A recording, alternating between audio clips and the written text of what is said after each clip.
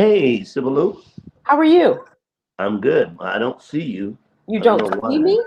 No, I hear you, but I don't see you. Well, come on, Stevie Wonder, take your sunshades I off. know, huh?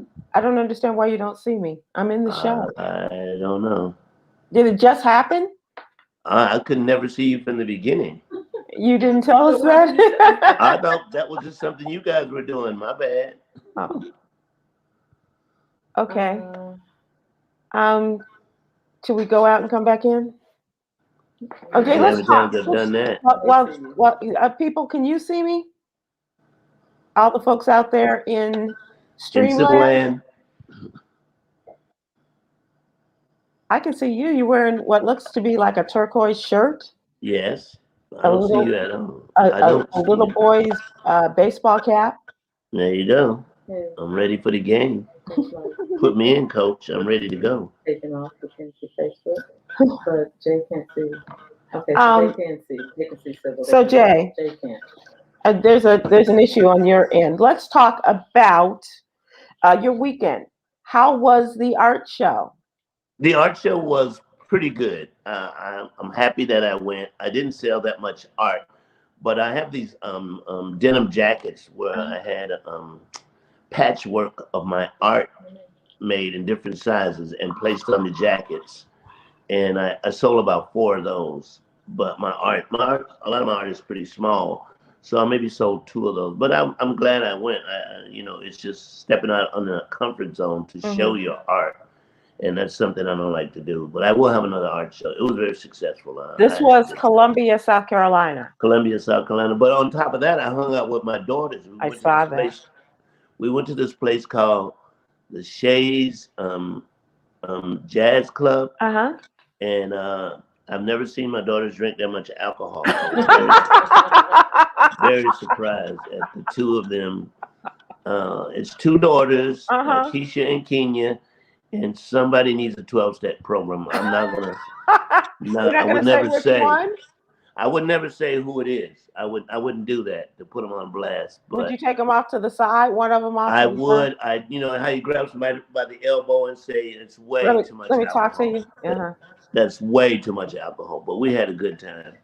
Well, let Good me time. just point out to you. I know you can't see it, but for those who can see me, if you look right there over my shoulder, that is one of J. Anthony Brown's art pieces of art.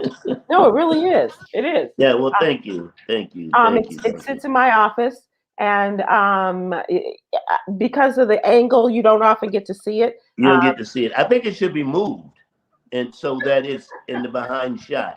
Okay. You know what I mean? Oh, That's where it should be. we'll work on But that let me tell you the reason for I next started week. drawing. The reason I started drawing because I saw George Clinton, who's an artist also, Hmm. his art sells very well. He sent Tom Joyner a piece of art, and Hmm. it had some bubble gum on it. Right. Really, and I And, said, and I think there's some rolling papers yeah, and rolling yeah, paper, and yeah, I'm like, it's time for me to draw. If yeah. this is what they're doing, you know. But if you go to any museum, you'll see a piece of art where you say, "Hell, I can do that," Right. and you can. And art is in the eye of what Of you the think. beholder, And yeah. if you draw like a child, I always tell people to draw like a child. You never see a child struggle to draw. A child, you tell a child to draw a house, to him that's a house, Hmm. and he sees a house, and that's what it is, and that's how grown-ups should draw. Everybody can't, draw, where it looks like you see it actually what it is. Hitler was a great artist. I mean, a really good artist. I mean, Thank he you, had Donald something. Trump. Okay. And Donald Trump. I don't know. No, No, Donald Trump. No, he's no, not an artist. Bush, no. the Bush, one of Yeah, the Bush yeah. brothers is an George artist. W. George W. Uh-huh. is the artist. Yeah. W, yeah. And Billy Hmm. G. Williams is an artist. Yeah. Hmm. Hmm. Hmm.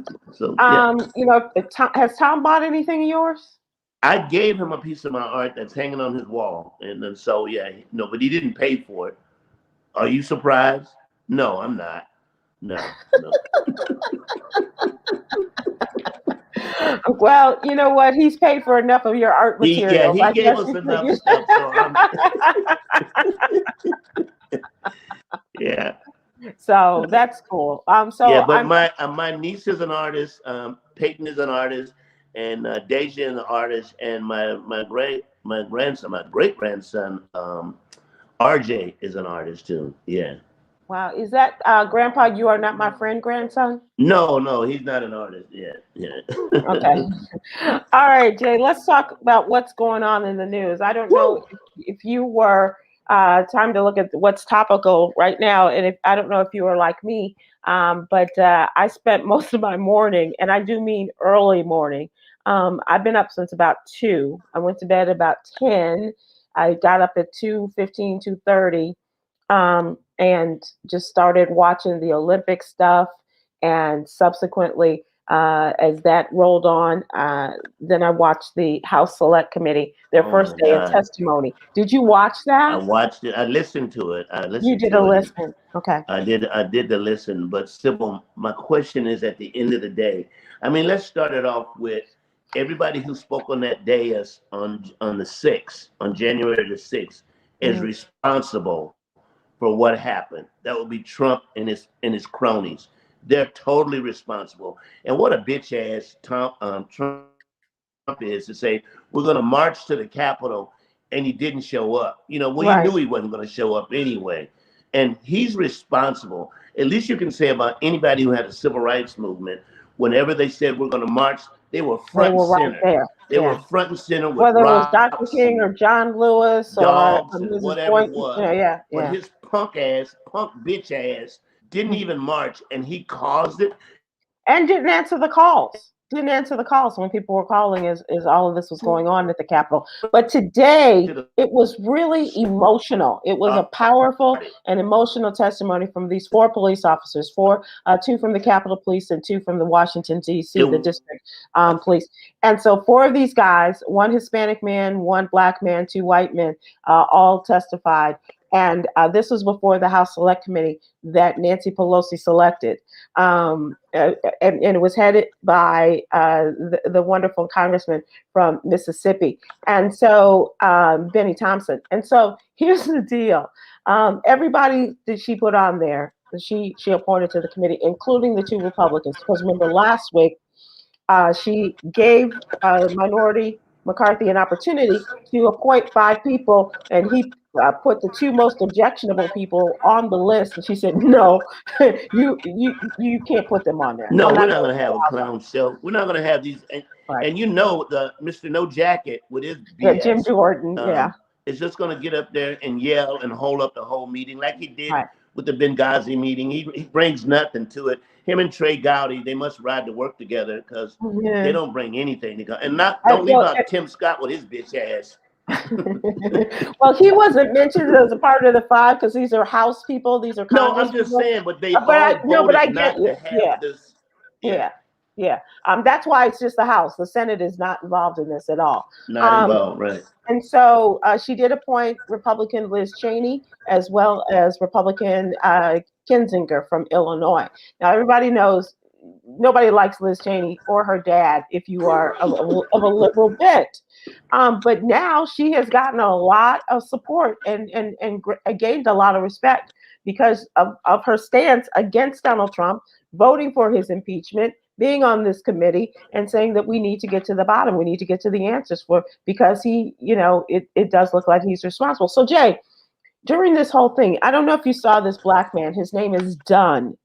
And he told the story about, he said he had never been called the N-word while he was in uniform. And this is all he heard on January 6th. He said, N-word this, N-word that. And at one point, a woman wearing a pink MAGA shirt said, "You hear that, guys? This N-word voted for Joe Biden." And she's talking about this Capitol Police officer, Harry Dunn. And said that when he said that he voted for President Biden, and they said, "Boo, F the N-word, F the N-word." A large group of insurrectionists saying this. He said, but his story was not unique. He said he heard from another black police officer, the insurrectionist yelling at him, "Put your gun down and we'll show you what kind of N-word you really are." And so he, said he's always tried to keep politics out of this. And he said, they sat there and said, "Is this America?" and it was absolutely and so some of the Congress people saying, was this America? He goes, yeah, yes, it Yeah, it is. is. Yeah, it is. I mean, I don't know why people aren't surprised. I mean, This you is can look this at is the this look at Jay. the I don't know if you Karen can. videos. Yeah, look at the Karen Uh, videos that are popping up all over the place. It's the attitude. It's the Republicans that have taken an attitude that if we lose, when we lose, we just raise hell, and that's what they're doing. I don't see Joe Biden get the infrastructure passed. I don't see the voting mm, rights bill being passed. And then at the end of the day, Sybil, what can this committee do to the people who are guilty? What can they do? I mean, well, what?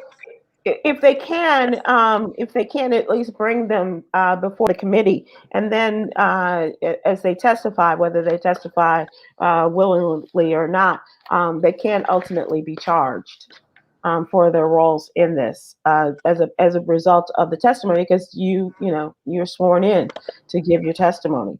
But the bottom line, Jay, is that what we have to remind people of, first of all, make sure you're registered to vote. If you're already registered, make sure you're registered to vote. And if you're registered to vote, make sure you're registered to vote. And then as we go through this campaign, just say January 6th, because that is the day in You're which right. our You're right. democracy was flipped on its ear. And as these four brave men, one man, he said he was tasered so many times, tasered so many times. He said the doctor told him he had a heart attack. What about the guy that said he was hit with the American flag several Yeah, times? yeah. You And know, these are so men, not only men who are serving as law enforcement, and I don't have a great love for police, but primarily because they give me tickets for something I'm not guilty of, which is driving fast. yeah, But seeing these men and the way they protect all of these people on Capitol Hill, the congressmen and women, the senators, all of the staffs and everything, the way they protect them, it's just very disheartening to see this. And so, I think you're right. And for me, the most disheartening thing is the way that the Republicans are trying to, sweep this under the rug. That this is nothing. It's no big deal. yeah, They it didn't was the even. A day of lot of them didn't historic. even vote for this Yeah, to be happening yeah, because they don't want it to come out. And yeah. like I said, it starts at the top. It's Trump and everybody that was on that platform on January the 6th that sent those people down there because they weren't even going there. They were going to stay in that area that they Yeah. were. Trump sent them down there. Put Pence in place so that he could be a part of it, and they came looking for him. They were ready to hang him, and he's not even talking about it. And his brother is a congressman that voted for this as well, for this not to happen, for this investigation, for none of this. So his own brother said, "No, I Well, can't go along with you." and the reason for for them not to vote against it, Sybil, it means it shows light on what America really is, and Yeah, it reflects on them, and it may cause them to lose office. So whatever they can do to make sure that they don't lose, they'll do it. I yeah, mean, there's nothing that they won't do to stay. And it's all like, Bitch McConnell and Tim mhm, Thott, like I keep mhm, calling his name. It's all about power. It has yeah, nothing to do with what people need in terms of education, hospitals, roads, none of that. The Republicans have not an inkling to mhm. pass any of this under Joe Biden Well, because let me they talk get to about remain in power. let me Right. talk about a couple of guys that are doing things in the right way, and they are in the fine tradition of our friend Congressman John Lewis. They're getting into good trouble. Jesse Jackson got arrested again this week, and Jesse Jackson and William Barber arrested in a sit-in in Phoenix. Now, get this, dig this. They were arrested during a sit-in at Kristen Sinema's office in Phoenix, Arizona. She is the United States Senator from representing the state of Arizona, who is a Democrat that doesn't want to get rid of the filibuster. Well, she's all that with your boy, her and And Manchin. Manson and Right. Cinnabon, right? Yeah, both Right. of them. Yeah. So Jackson and Barber took place in the protest, full intent of being arrested in order to draw attention to their demand to abolish the Senate filibuster, according to organizers.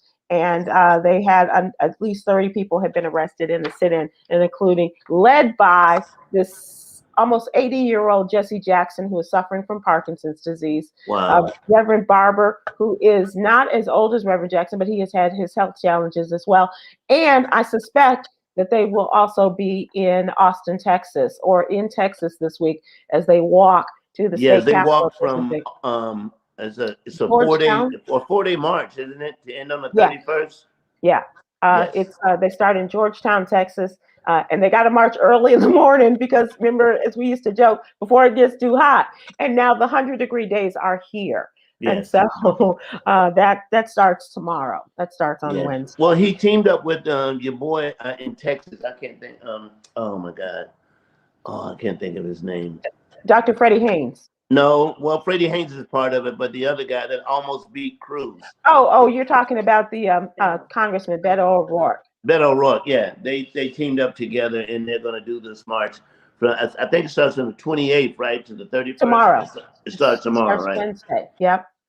It's they walk Wednesday morning, Thursday morning, Friday morning, and then Saturday morning they meet at the Capitol, at the Texas State Capitol, for a big rally. Yes. And as Reverend Barber says, we're bringing Texas inequalities to the nation's attention, but also as a part of the Poor People's Campaign, they're also seeking to end the filibuster, to increase the minimum wage, and to do everything they can to pass every aspect of the For the People Act. It's so weird when I see signs about the minimum wage. I saw a sign on Burger King, which is a multi-million-dollar business. Mm-hmm. It says $9 an hour. If you're really qualified, it goes up to 10. And you wondering why people don't want to work for $9 an hour when you can't hardly make a living off of that type of money. You know, not in today's economy. Yeah, $9 an hour, and even 15 is a struggle. I mean, I own a business, and it's hard for me to pay $15 an hour, but that's the only way I'm going to get people to work. It's about, look at all, and when you think about it, Sybil, look at all the labor that this country has gotten for free. For free, where they paid no health insurance, no nothing, which has put them in the position that they're in today. Right? Yeah, well, that happened for 200 to 300 years of our ancestors. Did I just say hello? Yes, you did. I went 45-year-old black woman. Hello. Hello. I love it when you go 45-year-old black woman. I went for. All I need is 2 back teeth missing, and I'm there.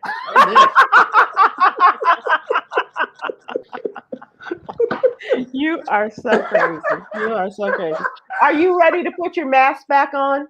I'm wearing my mask, Sybil. I haven't stopped either. Yeah, I'm wearing my mask. Yeah, I got to do a show in St. Petersburg, Florida this weekend. I'm flying with my mask on.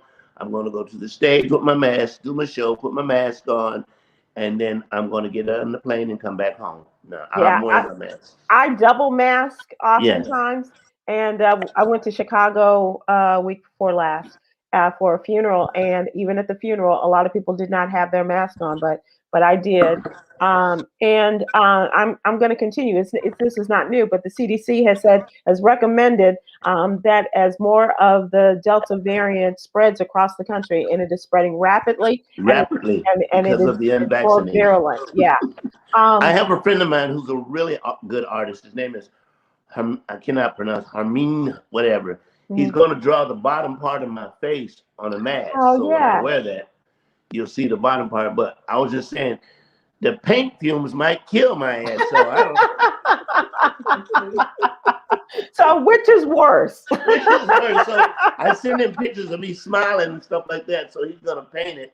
So when I wear the mask, you see half of the bottom part of my face. Well, perhaps he'll do it like they do on the DIY shows, and they'll do a screening and then put it on the mask, and then it won't. And do it that way. Yeah. Screen it. So the CDC says that people who are vaccinated, please continue now. Go back to wearing your mask indoors. All kids K through 12. Wear your mask in the classrooms, at school, outside, on the playground, all of that stuff. Wear it. And for people who have not got vaccinated, please go and get vaccinated. And Here's the thing. Here's the thing. Remember, this go back maybe 5 or 6 years ago, maybe 10 years ago. You would see Asian people wearing masks all the time. Yeah. And we really thought that they were just That crazy. was crazy. Yeah. And you would say, why are you wearing a mask? Because it's a disease that can kill. Yeah. It's a disease that it can kill you, knock your ass out. I don't remember them saying quite that. I do. I quietly remember that they said that. Jay, so here's our part of the show where we talk about what's really going on. The month of July was the National Minority Mental Health Awareness Month, and it should be every day, and especially for those of us that have gone through the pandemic, those of us who have a number of different issues, lack of employment, not being able to see people, all of that kind of stuff. And every day I'm recommending that we call someone, or at least make that one person, or maybe spread it around through the week, and call and ask people how they are. And not just say, how you doing? But how you doing? How are you? Yeah, how are you holding up? Yeah, exactly. So I don't know if you have been paying attention, but during the Olympics, of course, we had Naomi Osaka, who returned to the Olympics to play after she had taken off a couple of months to deal with her own mental health, and went out very early on, went out in the third round. And as she had taken off time, she did not appear in the French Open. She did not appear at Wimbledon, came back to represent her country, her home country. That's where she was born, in Japan, and lost in the third round. And add that to the fact that Simone Biles did admit to the fact that she did not have a physical injury, but she felt the pressure of this Olympics, and the fact that she was not able to live up to all of that, to be the face of the Olympics, to be the captain of the team. And she said one interesting thing too. She said it was the isolation played a big part in this, Jay, because she said that not having her family there, not having crowds there to cheer them on and everything, she said that played a real big part in her having this mental break. And I was up at 5:30 in the morning watching this as it finally happened, and she took that vault, and you could hear it. I mean, even for the very few people that were there, you just knew that. But initially they were saying there was something physical, but she did come out. Well, you know what, Sybil, I like the Olympics. For me, the best part of the Olympics is the march in, when you see the different opening ceremony. Other than that, after that, the rest of it is BS. You guys want to beat us in our sports? Bring your ass over here and beat us. Why should we go way over there to beat some team you never even? Some of these countries you never fucking heard of. It's a small country where they got one dude holding the flag. But he's a good-looking dude. I'm so glad they brought that. Let me just say this. That did more for my spirits than anything in a very long time. Was singing the Tongan guy, the bare-chested Tongan guy with the flag. That made me very happy. Nobody had to call and check on me on Friday night. Okay? I'm just saying. So nobody had to say, "Oh, you're not drinking alone, are you?" Nobody had to say, "You guys want to beat us? You want to beat us in boxing? You want to beat us in basketball? Okay, bring your ass over here. This is what we play. And bring the Tongan over here. Yeah, we do it over here. Right? No, bring him. No, him. Just him. I don't need all the other guys. I don't need that one guy. Huh? just the Tongan guy. And maybe that little young swimmer that won for Tunisia. I'm not sure, but okay. I see what you're looking at. But here's my point. Talking about mental health, because you and I have talked about this before. You especially talk about how it affects you during the holidays. You are affected by depression. I've said it once and I'll say it again. During the holidays, it is the worst. From the time when you have Thanksgiving up until when New Year's is over with, is the worst time for me ever. It's like a ton of bricks. I don't know if anybody else goes through this. It's a weight. I can't shake it. Let's ask the people. Let's ask the people. Do you go through this? Do you understand what Naomi has gone through? Do you understand what Simone is going through? What Jay is going through? Yes, and you were saving the best for last. What J. Anthony Brown is going through. Do you understand? And how do you work through it if you do go through this? Because this is a discussion we need to have as often as we possibly can, because it's becoming more and more prevalent. We have our own month of mental health awareness, and it's longer than Black History Month. So it is. It's a long stretch, and it's just you can't shake it. Ever since my mom passed, it's the worst. It is the absolute worst time for me. I can go on stage and perform, and then I would hear who was the guy that was on 60 Minutes? Oh my God. No, not Ed Bradley. Shaw. No. Chris Wallace's father. Mike Wallace. Yes. Mike he Wallace. was a functioning depressed person. Yeah. And I never understood that until I started going through it. Meaning you have this ability to do what it is you have to do to eat. But then when there's downtime or when you're by yourself, it's like hell. Yeah, That's the best way I can describe it's very sad, and a lot of people understand this after this last year in which we were quarantined. We were separated from our friends and from our families. Well, Sybil, that was different. A lot of people were quarantined. A lot of people were quarantined with somebody they didn't like. That was depression. Yeah. Before COVID, you got to leave work for 8-9 hours, and then come back to the person you hated. But when you were stuck in the house, that's some depressing shit. It really is, man. I can't speak to that because I was lucky enough to be with a group of people that I like. You're in the top number. You're in the bottom number of people who had to look at somebody. But they may have felt that about living with me. I'm not sure. But it was. First of all, the person you're living with, had not they liked you, they would have put your ass out. I know this person very well. They put me out. They bought me a house and said, "Go move." Go on now. Yeah, but it's real. It's really real. And let me add one more. We make light of it. Yeah, but let me add one more group, and that is what came to mind yesterday.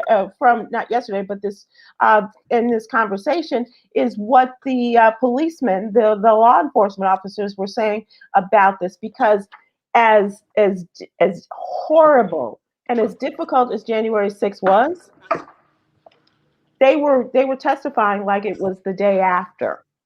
I thought that was really real, that they never, even the Black guy was saying, you don't hear the racism and stuff when you're going through it, because you're just trying to survive and protect, and you don't realize how bad it was until you pull back and go. I mean, it's like maybe almost been in a car accident, or maybe you knock something down. You look behind you and you see the damage that's done. You go, wow, I could have been killed, and that's basically. But PTSD is real. PTSD. Right. We got a lot of people who are commenting, Jay.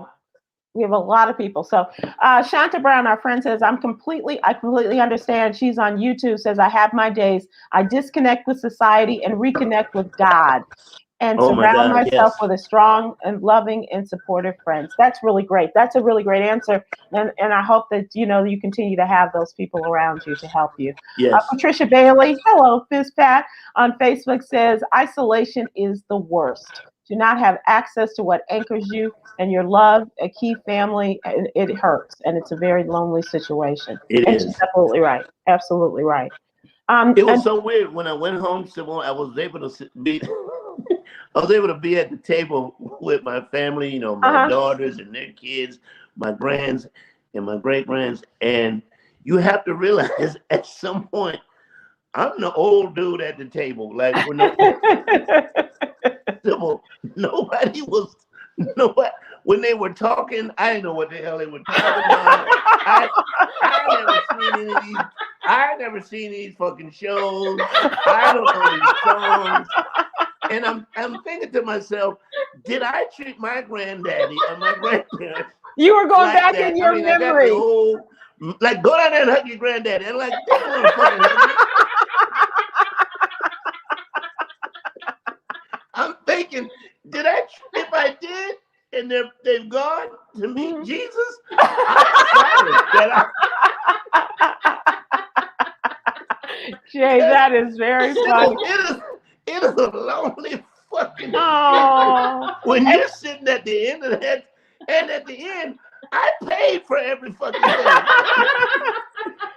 Jay, did they at least come up and wipe your mouth and say, "You okay, Daddy"? Not that bad yet. I mean, it's the next phase. Yeah, make sure he eats his applesauce. Not there yet. Not there yet. We got some more folks who are on Facebook says, I'm sorry, on YouTube says, acknowledgement is power. We must know that our feelings are real and we must seek help for us. That is the truth. But we don't. Why don't we? No, I don't know, Sybil. I mean, and not only that, relatives find a hard time to understand that you don't want to be bothered. And it's something that I went through when I was dealing with leukemia. It was that I don't know, and I didn't mean to be that way, but I didn't want people to see what it is I was going through, and I just wanted to be alone and deal with it the best way I could. Some understood, some didn't understand. And well, I understood because you are a loner. I mean, no, you are, and I appreciate that. I get it. But you were one, you're very good. You are your own best audience, and you're very good, at just doing things by yourself. And I understand that as a person who was raised as an only child. Yeah. You get used to that. And so I got that, just calling and checking on you is one thing, but imposing, I always felt like, okay, come on, let's go do something. That's an imposition that you're not, and you're not, yeah. And it's a fine line too. You have to know when to go in and pull somebody out. Yeah, sometimes even calling, you be like, "What the fuck? I just spoke to you." Shit. Right. I just spoke to you last month. Didn't we talk last month? Damn. But that's you also have to be there and say, look, Yeah, I mean, I think me away, but I'm not going away. About getting on your knees and praying and having that moment with the man upstairs. I think the Stevie Wonder song, to me is one of the best songs he wrote, was "When You Feel Your Life Is Hard, Just Gonna Have a Talk with God." That is a great song, and you can relate to that. And you think about you're really blessed, and you got so much to be thankful for, right? And that sometimes brings you out of it. Yeah, it really does. It can. And the other thing for me, Sybil, is helping people. Right. I get that. Is being in a position to help people. Yeah. I mean, I've been doing something lately, especially when I see homeless people, is not only will I give them some money, but I'll ask them what their name is. And that's just something I'm pretty sure a lot of people don't do. I did that at Walmart a couple of weeks ago in Chicago, and I said, I gave them, it was a family. And so I said, what's your name? And he gave me his name, and he gave me his wife's name and his 3 kids. And I was like, God bless you all. And I was trying to repeat the names, so I could say goodbye and, or good luck to you all. And that's what I ended up saying. Good luck. I got a great homeless person story. I think they were homeless. Well, let me read H2O ISIS saying that I suffer from excruciating pain, says this on YouTube. So I isolate and stay far away from people and family because the pain triggers my mood, so I don't want to offend others. That's understandable. Does weed help? Are there things that you can do, Jay? For me, Sybil, like you said, most of the stuff I can go to the movies by myself and watch television and watch old television shows. I think what helps is just to be away. Yeah. Like, I'm gonna be okay. I'm gonna be fine. Just let me just be alone, right. And and I'll be okay. I'll be back in a few days or whatever when this is over with. But right now, you just have to understand that. That's what it is. That's the only way I know how to deal with it. Right. That's what's really going on, Jay. So tell me the homeless story. Okay, so I don't know if the person was homeless, but I'm in Chicago and I'm going into Harold's Chicken. Good chicken, very good. I don't know if the Board of Health visits quite regularly, but it's okay. The chicken's good. Yeah. When you go into Harold's, don't look at the place. Look straight ahead. You get your chicken and get out of there. Okay. All right. Okay. So there's a homeless lady. She's sitting outside. She says, "Hey, sir, when you go in, bring me 2 wings, some fries, and a Coke." And I said, "Okay, gotcha." So I go in and I bring her 2 drumsticks, coleslaw, Ooh. and an orange soda. Ooh. You and got I the gave order it to all her. wrong. I know. And she let me know right away. She said, "This ain't what the fuck I ordered." I'm like, "You're absolutely right. Let me go back in there. This one's on the house. Let me go back in there and straighten your order out, ma'am." We have folks that are, as we wrap this up, just thanking us for talking about this discussion. I really, and I did this. It's been a couple of months. It's been a few months since I did a video just asking people how they are, and I think that I moved. I got, involved in some other stuff and everything because I got kicked out of where I was living. And so, and I asked people, how are you? And I think we should do that on a regular basis. Right. Kind of reach out and try to find out how You know what else helps, Sybil, is if you have friends of yours who that you can go visit. I'm not talking about family. Just I went to see a couple of friends of mine who are sick, and it was so. I mean, it was nice. I mean, they were happy to see me, but I got so much out of just sitting there and talking with them. And my buddy, I took him in the car and went to get something to eat. And, it meant so much to me to do that. For both of them. And I went out of my way to visit this person. I flew up there to see him. He's in Philadelphia. I was working in Baltimore, so I said after I do my show, I'll come see you. So I flew to see him, and we sat there and watched car wash, and that. I mean, that doesn't take like you had never seen it before. And we're laughing at it, Yeah, that's great. And it was a great day. It was a great day. That's really with somebody. For and both of you. I do feed the homeless. I just give the money, and I tell the dude, don't put my name on it. And I've helped serve to give out food. So if you can, I think sometimes whatever you can do out of what you're in is to help other people in terms of what they're in.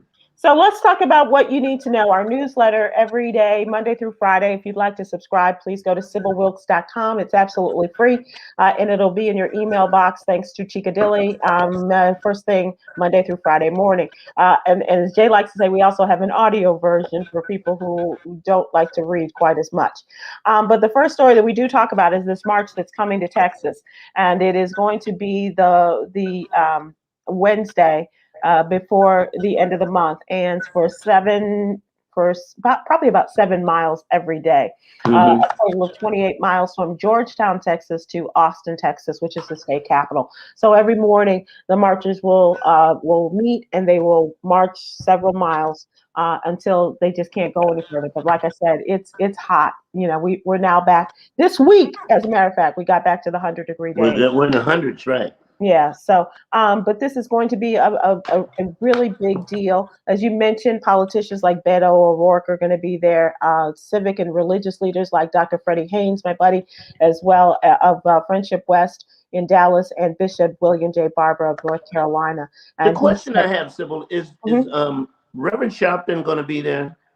That's a good question. I have not seen his show, and I don't know if he is going to. I would not be at all surprised if he does not march at one day or another. I'm not sure that he's going to march for all the days.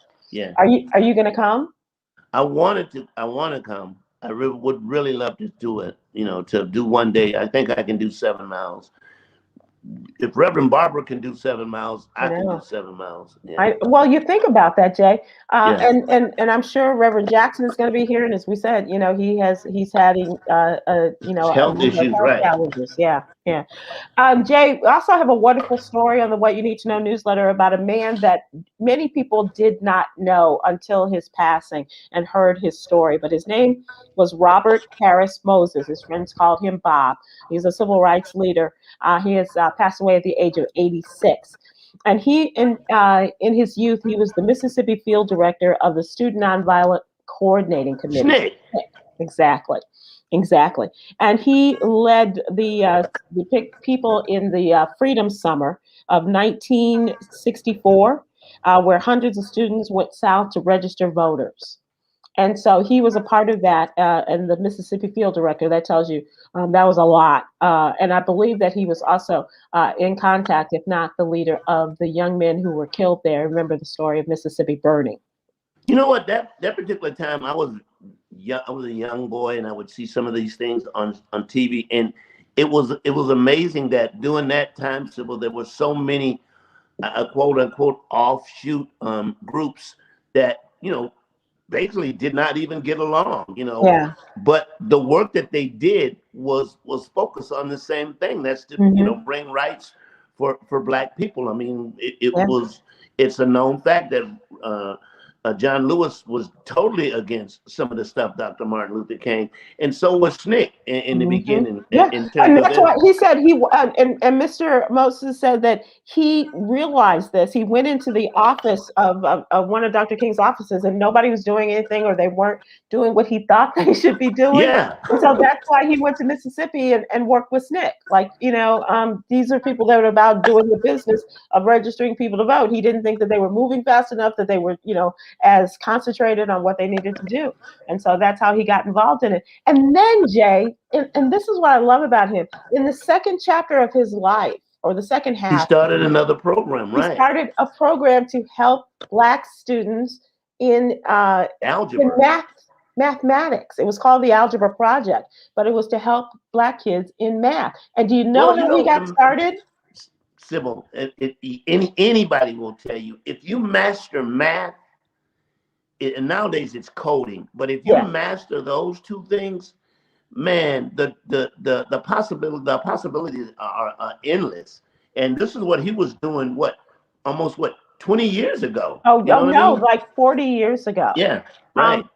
And you know how he did it? What propelled him to do it? His daughter was in school in Cambridge, Massachusetts. Think about this. Cambridge, the home of Harvard. And in her school, they were not teaching her algebra and other math principles. And so it compelled him, it inspired him to go forth and develop this program. And I mean, that's something we can all do. If we see some inequities, some inequalities in our neighborhoods, and what we can do. Jay can teach you how to write a joke. And I can write a joke, or teach you how to thread a sewing machine. Exactly. Yeah, because you're a man of many talents. Or how to do a painting, if art is your thing. I can tell you how to order in. Well, Sybil, you've been very instrumental in terms of me getting involved in politics, because I'll never forget when we first started doing this show, you would do your political stuff, and I tried to chime in as if I knew what the fuck I was talking about, but I didn't. And Tom said, "Player, just do the jokes. Just give me the jokes, man."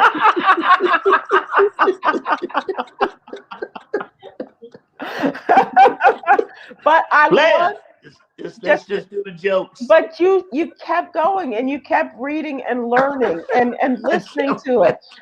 Even in sports, one of my favorite jokes that Jay has come up with, who knows very little about sports, football, baseball, basketball, but Jay will ask the question. And if you know, let me tell people, if you know nothing about sports, what you need to have is a way to get into the conversation as if you know what you're talking about. Mm-hmm. So you got to let the conversation go back and forth, and then you got to jump in with this question right here, and this sets the tone. And you get in, and you got to say this: what about that big white boy from Kansas? There's always a big white boy from Kansas. They will say who it is. They will discuss it, and it looks like you know what the hell you're talking about. There you go. That's Beautiful. How you do it. Come stop. Jay, one of the other things I want to talk about is what Lil Nas X has done. Let me just say this about the Lil Nas video, okay? Okay. And this is for... Do you have to watch it all the way through to go, okay? I could not initially. Go ahead. It's called Industry Baby. Oh my God. Okay, so it takes place in a prison, and it's called Montero State Prison. His birth name was Montero. He goes in, you see guys naked in the shower, you see him wearing a pink prison outfit, and you see him escaping, a la Shawshank Redemption. Yeah. And all of this, he says, is to talk about and to help those who are in the system. And one of the things that he is doing is raising money for the Bail Project. So whatever your thoughts are about this particular video, and you can see it on YouTube, and there's a link on there that you can go to the Bond X Project or Bail X Project. And you can link up and you hit the link and you can donate to the project. And can I just give little Nas a little tip? Put the link at the beginning of the video. Okay? A lot of people don't want to see first. Yeah. A lot of people don't want to see 45 nude dancers, you know. You're right. You're absolutely you don't want to see. So put the link, put that at the beginning of the video. But here's the thing. A lot of people are upset, but they're not upset if you were to have that many naked women bumping and grinding on themselves. For sure. You know what I'm saying? So yeah. And it's not full. It's not. I mean, the body parts are digitized, so you don't see all of that. But they had to shoot that. But yeah. Oh yeah. And then they look like they were having fun doing it. But all right, that's lunch, everybody. All right, naked guys, you two naked guys over there. Sign the pamphlets, your checks. Will be on your way out. Okay? One more thing I do want to talk about. Every day we are focusing or highlighting a person of color in the Olympics. So please take a look at that. And now it's time for entertainment. J. Anthony Brown. And if you're not sick of this guy, I am. Chica, can we have a picture of Mr. Atlanta Mercedes-Benz Stadium resident? You mean Kanye? So this is a part of someone, you know, talking about the high prices on the menu, you know, $50 for some chicken tenders and stuff like that. And so this is a bag of air. Yeah. But that somebody put on sale for $3,000. Sybil, it's selling like crazy. Those ugly ass spaceship shoes, they cost $500. And the house shoes cost $500 too. And to show you how stupid you are, if you pay the same price for the house shoe that you do those ugly ass tennis shoes, that's just my opinion. My God. You're not getting as much plastic on the house shoes as you are on the ugly ass space shoes. Well, take a look at this. Take a look at this. Take a look at this. Hang on, because I'm not seeing it. It is my honor, on behalf of the Atlanta I don't see anything, Sybil, to present to our native son, born at Grady Hospital. Are you talking about the balloon jacket? This is the highest honor that the city of Atlanta can convey on anyone. Once again, we have lost Sybil Wilkes, which means we're now watching and listening to the J. Anthony Brown radio. Day in the city limits of Atlanta. The genius. I really did.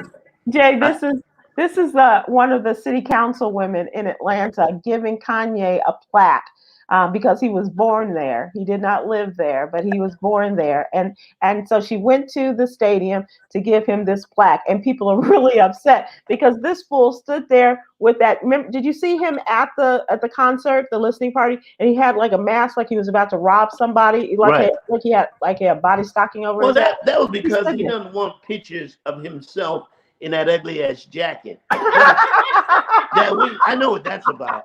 But here's the thing. It's going to sell, Sybil. My God. And that's what this whole thing is about.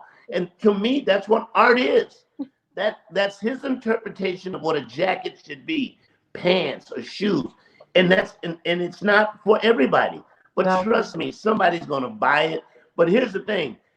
I know Kanye was hot as hell in that hot ass. I know he was hot in those hot ass red leather pants. I know he was. Yeah, he had to have been. It's time for us to take a quick look at entertainment. And I don't think that you or I, but I think we might know somebody who possibly could be on this list. Anderson .Paak, Lizzo, Chloe and Halle, and more named as PETA's most beautiful vegans of 2021. I don't see Tom Dorner's name on here, but it could be. Lizzo is a vegan? That's what it says. Most beautiful vegan celebrities of 2021. Lenny Kravitz, Billie Eilish, Lizzo, Anderson .Paak, and Chloe and Halle. I'm just saying, I'm just finding out. I was not aware that Lizzo Well, remember when we found out that B.B. King was a vegetarian? You remember that? Everybody, comes to veganism in their own way. I don't know Yeah, how far right. into her vegan I've journey she tried it, is. Sybil. It's tough. It really is tough to do. It really is to not eat meat. It really is, especially the way I love chicken wings. Right. Yeah, Right. it's a tough thing to do. But shouts out to them, Yeah, but I don't get it. Our I friend don't get it. Jackie Reed is she's a real force Yeah, for Jackie Reed is a veganism. real vegan. Yes. Yeah, yeah. And remember how she used to love some chitlins. So Yeah, she would eat saying a chicken with my lot. hot sauce, right? Yeah, Yeah. exactly. So Ava But how can you DuVernay, be a vegan and wear a leather coat? And that's to it's me, not real leather. it's not whatever. It's not real leather. Or leather shoes Or or leather shoes or yeah. a leather belt. Yeah, Yes, yes. yeah, exactly. All right, J. Anthony Brown, as we wrap this up, I want to thank you so much for your patience. I Thank you, know. Sybil. I want to do a shout out for what I got Mhm, coming up. I got St. Petersburg, Florida. I'll be there July the 31st. Labor Day weekend, I'll be at the Asher Theater in Myrtle Beach, South Carolina. And I'm doing my comedy special in Charlotte on the 21st of, is it August? Yes. that's a 21st of Saturday. August. That's the day Saturday. after That's the a Saturday. 20th of August. Yeah, 21st. Yeah, it's the I was What did you saying say? I was saying it was the day after the 20th of August, which is my The birthday. 21st. I'm going to see if I can I'm going to get George to come and MC it for me. Oh, nice. That would be nice. That would be great. That would be a great time for all. Jay, it's time for Yogi's Jewels. We leave you with a little inspiration. Oh, it's what I've been waiting on. I know. Everybody does wait for this. Yeah. Surround yourself with people who inspire you to be happy. J. Yes. Anthony Brown. Ta-da! Ta-da! Thank you, Jay, for making us all so happy. Thank you, every Sybil. day. See you next appreciate week. All right, be careful out there. And don't forget, J. Anthony Brown's artwork can be bought at a swap meet near you. No, it really is good stuff. It really is. I promise. Later. Bye. Bye, Jay. Bye, everybody. See you tomorrow.